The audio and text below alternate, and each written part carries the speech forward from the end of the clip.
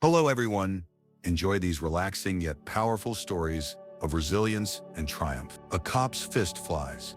A girl hits the pavement, but the man standing behind her, he's not just her father, he's the new chief of police. Jasmine Cole was barely paying attention as she stepped out of the gas station convenience store, scrolling through her phone with one hand and holding a bottle of soda in the other. It was a quick stop, just something to break up the long ride home with her father. Anthony Reed, he was checking the time on his watch, already thinking about dinner, when everything shifted in an instant. She barely noticed the man until she bumped into him. It wasn't a hard hit, more like an accidental shoulder brush, but the reaction was instant. "Watch where you're going," a voice snapped. Jasmine looked up. Officer Greg Mather, white, mid-40s, square jaw, thick arms, and the kind of posture that let you know he thought he owned whatever ground he stood on. His hand hovered near his belt, where his holster sat. "Sorry," Jasmine muttered, stepping back. Mather didn't move, his eyes locked onto her, like she was a problem that needed solving. "You got an attitude?" Jasmine hesitated. She'd learned through years of subtle lessons that cops like this didn't appreciate hesitation. She kept her voice measured. "No, sir." The "sir" was a shield, not respect.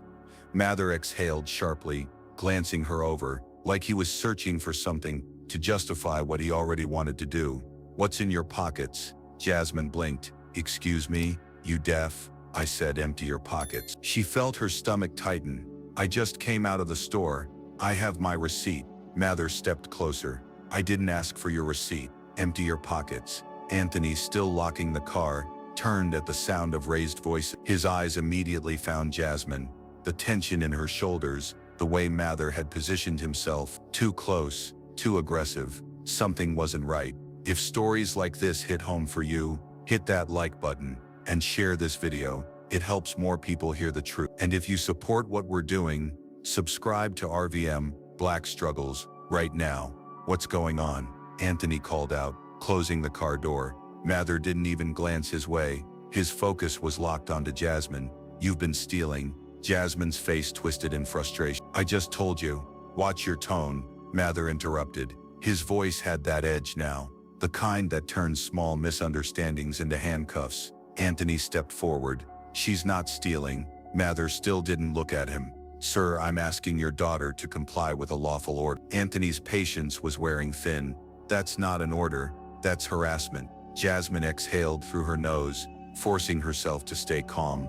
"I have my receipt right here," she said, reaching into her jacket. "If you think Anthony did the right thing by standing up, comment with the number. If you don't agree, comment below. And if you're just watching and learning, go ahead and subscribe to RVM Black Struggles to follow more stories like this." Mather moved fast, too fast. His fist flew before she even had the chance to react. Crack, the sound of bone against skin. Jasmine hit the pavement hard. The impact sent a ripple of silence through the parking lot. We need more voices, calling out injustice. Tap like if this story moved you, and don't forget to share it with someone who needs to hear. And most importantly, make sure you're subscribed to RVM Black Struggles for more stories that matter. The soda bottle rolled out of her grasp, liquid spilling onto the pavement. Someone gasped. A woman in the distance muttered, "Oh my God." Jasmine's mind a dull ringing filled her ears, drowning out everything else. The pain in her jaw pulsed, sharp and immediate.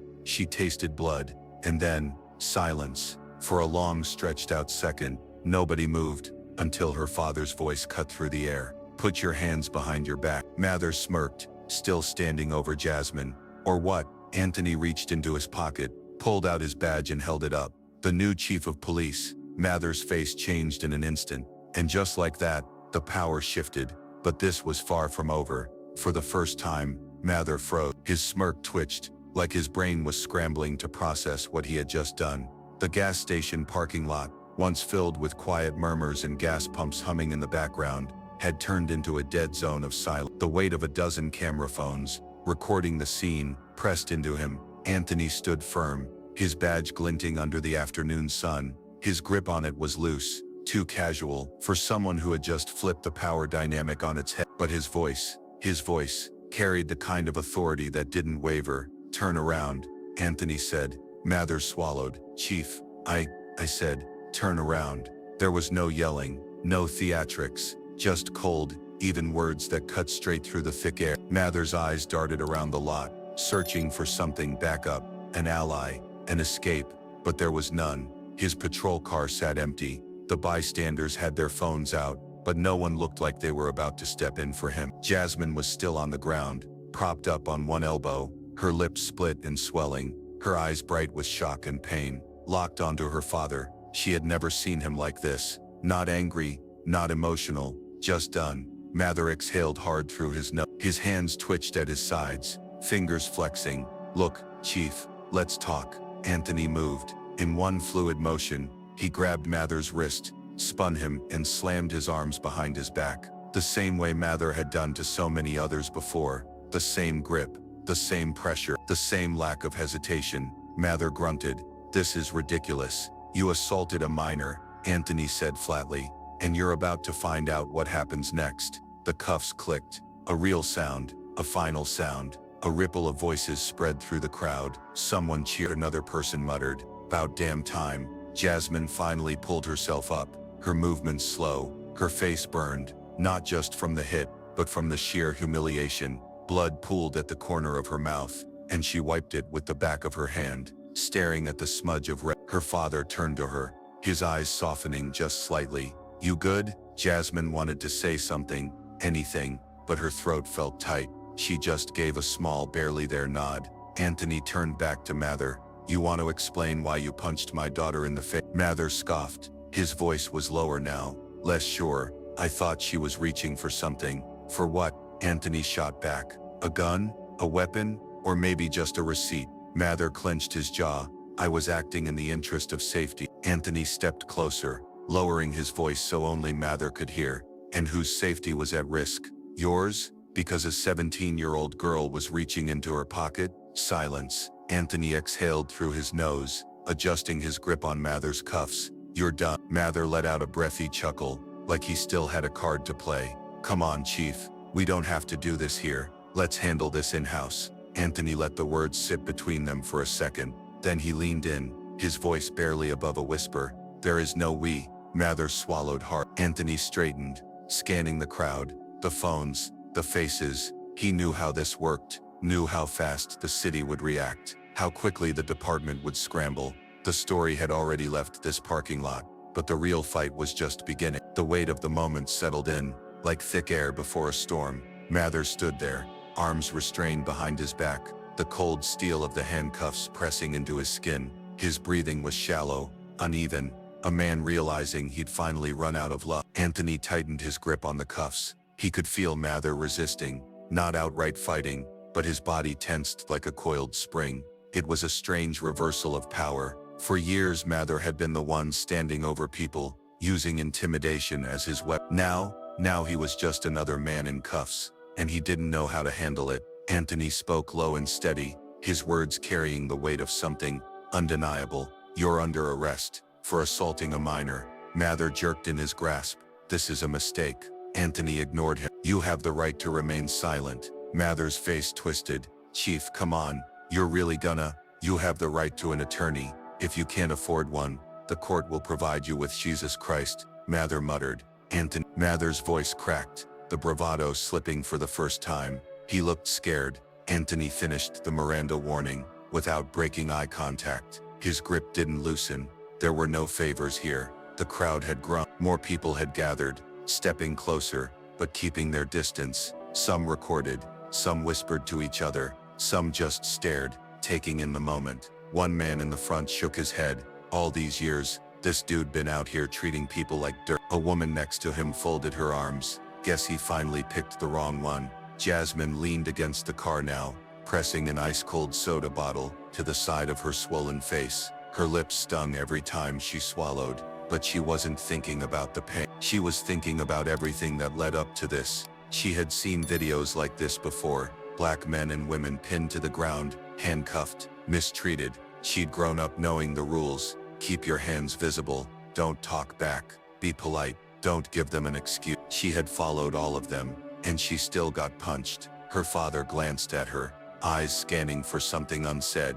She knew what he was asking. "Are you okay?" Not just physically, but really, she swallowed, and not because she was okay, but because she refused to give Mather any more power over her. Anthony turned back to his officers. His department now, take him in. 2 officers moved in, grabbing Mather by the arms. His jaw clenched. His face was red, with a mix of anger and embarrassment. "You're making a damn mistake," he muttered under his breath, as they led him toward a patrol car. Anthony didn't respond, because he knew the truth. The only mistake would have been letting this slide. Mather's radio crackled as he was shoved into the back seat. The patrol car door slammed shut, a final punctuation mark on his downfall. But Anthony knew better than to think it was over, because the real battle wasn't just about one bad cop. It was about what happened next. The station was buzzing. By the time Anthony and Jasmine arrived, officers stood in clusters, whispering, some glancing at him with wide eyes, others avoiding his gaze entirely. It was one thing to hear about what happened. It was another to watch, one of their own being dragged through the doors in handcuffs. Mather sat in the booking area, his face tight with barely contained fury. He hadn't said much since being stuffed into the patrol car, but his silence was louder than words. Anthony could feel the tension in the room, the unspoken challenge hanging in the air. Some of these officers had worked with Mather for years. Some of them probably agreed with him. They were waiting to see what kind of chief Anthony would be. He wasn't about to keep them guessing. He walked toward the front desk, where a younger officer, Lopez, sat, looking between him and Mather like he was caught in the middle of something, way above his pay grade. "Get him processed," Anthony said, his voice level. Lopez hesitated, glancing toward the other officer. "Chief, are you sure we?" Anthony cut him off with a look. "Do your job." Lopez swallowed and nodded, pushing the necessary paperwork forward. Mather glared at Anthony as his fingerprints were taken, his lip curled. "You think this is going to stick?" Anthony didn't respond. He knew how this worked. Mather wasn't scared of a few charges. He was betting on the system to protect him. He was betting that the union would step in, that the department would hesitate, that people would forget. But Anthony wasn't about to let that happen. Jasmine stood near the entrance, arms crossed, watching everything unfold. Her cheek was still swollen, the bruising darkening under the fluorescent lights. Every now and then, she caught an officer looking at her, not out of concern, but curiosity. She wasn't supposed to be here. Black girls weren't supposed to be in police stations, unless they were in trouble. But she wasn't here as a suspect. She was here as a witness. The door to the station swung open, and Anthony didn't need to turn around to know who it was. The mayor, James Calloway, had the posture of a man who didn't like surprises. His suit was crisp, his hair neatly combed, but there was a tightness in his expression that told Anthony exactly what this visit was about. "We need to talk," Calloway said. Anthony nodded once. "My office." They walked past the stairs, past the murmurs, into a space where the walls wouldn't have ears. The moment the door shut, Calloway's polished demeanor cracked. "Do you have any idea how many calls I've gotten today?" he hissed. Anthony leaned against his desk. "Let me guess, half want Mather fired immediately. The other half want me gone." Calloway exhaled sharply. "You already know how this works. This department protects its own. You think just because you got a badge, you can walk in and start making arrests like this won't blow back on you." Anthony's face remained unreadable. "He hit my daughter." Calloway hesitated. Anthony leaned forward. "And you're asking me if I regret arresting him?" Calloway shook his head, rubbing his temples. "The union's already involved. His lawyer's already making noise about excessive force and false arrest. And don't think for a second the media won't twist this into something else." Anthony crossed his arms. "They can twist it however they want. The video speaks for itself." The mayor sighed. "This town doesn't like change, Anthony." Anthony met his gaze, unwavering. "Then it's about to get uncomfortable." Calloway stared at him for a long moment, sizing him up, testing his resolve. Then he exhaled and nodded slowly. "All right," he muttered. "Let's see where this goes." But Anthony already knew where it was going, straight through the heart of a system that wasn't ready for someone like him. The next morning, the town woke up to headlines that couldn't be ignored. Police chief arrests officer for assaulting teenager. Gas station incident sparks outrage. Calls for police reform intensify. The video had gone viral overnight. News stations picked it up. Social media tore into Mather, his history, his record, Every complaint that had been filed against him but never stuck.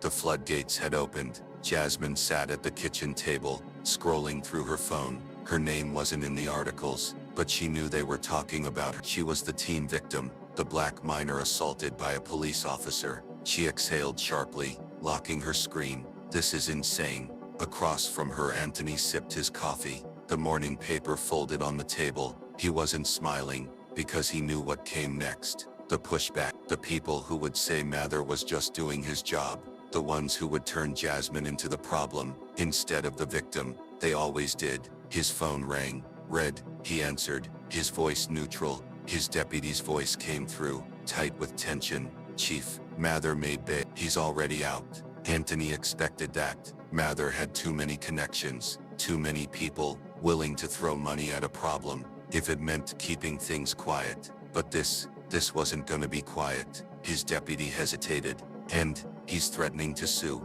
Anthony almost laughed. Of course he was. Of course a man like Mather would play the victim. The moment the tables turned, Jasmine's fingers curled into her hoodie sleeves. "Are you serious?" Anthony nodded slowly, rubbing his temple. "Yeah, he's serious." The lawsuit was just a tactic, a desperate attempt to turn the conversation away from what he did. It wouldn't hold up.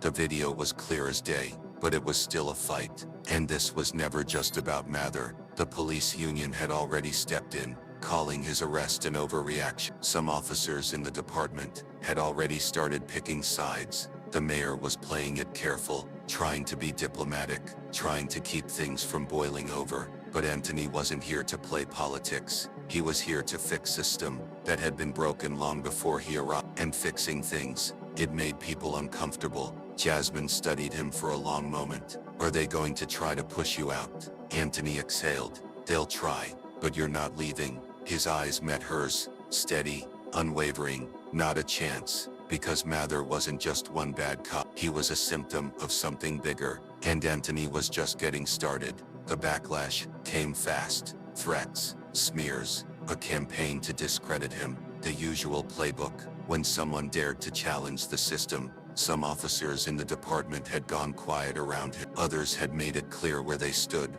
With Mathers, it didn't surprise Anthony. What did surprise him was how loud the town had become. Protests erupted outside the station, not just against Mathers, but against every officer who had protected men like him. People were tired of hearing the same stories, tired of watching the same cycles repeat. Anthony stood at his office window, looking down at the crowd. Jasmine was somewhere in there. He hadn't tried to stop her from going. She deserved to be there. The door to his office swung open. "Mayor Calloway, again, you made this a lot bigger than it needed to be," Calloway said without preamble. Anthony turned slowly, arching a brow. "I made it bigger," Calloway sighed, rubbing his forehead. "You could have handled this differently. Internally,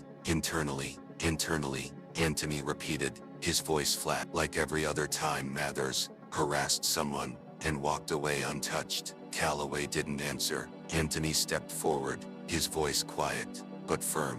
"You think this is about me? I could lose my job tomorrow and this wouldn't stop. People are done being polite about injustice. You might not like the noise, but the silence is what got us here." Calloway exhaled, running a hand through his graying hair. "The police union is pressuring the city council. They want Mathers reinstated." Anthony shook his head, laughing under his breath. "Not happening. He's got powerful people backing him." "Good," Anthony said, "because so do I." He turned back toward the window, watching the protesters chant his daughter's name. Jasmine Cole, not victim, not an unidentified black teenager. Her name, loud and clear. She had been knocked down, but she got back up, just like this town would, just like Anthony would. Calloway sighed, rubbing his temples. "You're really not backing down." Anthony turned, meeting his gaze. "Not now, not ever." Because if this town was about to change, somebody had to lead the way, and he was ready. The story of Anthony Reed and Jasmine Cole is more than just a powerful narrative. It's a mirror reflecting the struggles many face today when standing up against injustice, whether in their communities, workplaces, or personal life. At its core, this story teaches us the importance of integrity, courage, and the refusal to stay silent when silence protects the wrong people. In your current life, This means recognizing moments when you're called to do the uncomfortable thing, the right thing, even if it costs you popularity, convenience, or approval from those in power. Anthony knew the backlash was coming. He knew some colleagues would turn on him, that the system might try to bury him, and that people would question his decision to arrest one of their own. But he didn't hesitate, because doing the right thing isn't about comfort, it's about conviction. The advice here is simple, but not easy. Don't back down when truth is on your side. Whether you're facing an unfair work environment, witnessing discrimination, or confronting a broken system in your own circle, remember this: change rarely starts with applause. It usually begins with tension, resistance, and discomfort. But like Anthony, if you keep showing up with consistency and integrity, you set a standard, you inspire others, you shift the culture. Another powerful lesson is seen through Jasmine. She followed all the rules to stay safe, polite, calm, compliant, but still ended up hurt. Her story reminds us that we cannot let unjust systems define our worth or dictate our voice. If you've ever felt overlooked, silenced, or punished for simply existing, let Jasmine's quiet resilience inspire you. Her presence at the protest, her name being chanted, was a reminder that reclaiming your voice matters. You don't have to scream to be heard, you just have to stand. Finally, Anthony's relationship with his daughter reveals something deeply relevant. Leadership begins at home. Standing up for justice isn't just for public display. It starts in how you protect and empower those closest to you. If you're a parent, a mentor, a sibling, or a friend, understand that your choices ripple into the lives of those watching. So choose courage over comfort, choose justice over tradition, choose truth over silence. Because as the story shows, when you lead with integrity, especially when it's hard, you don't just change the narrative, you become the narrative. And sometimes the most radical act you can take in a broken system is simply refusing to be broken by it. So ask yourself today, what injustice have I tolerated out of fear? What truth have I swallowed to avoid conflict? And what kind of legacy do I want to leave behind? Then, just like Anthony, take the first step forward, even if your hands are shaking, because the world doesn't change on its own. It changes when we do.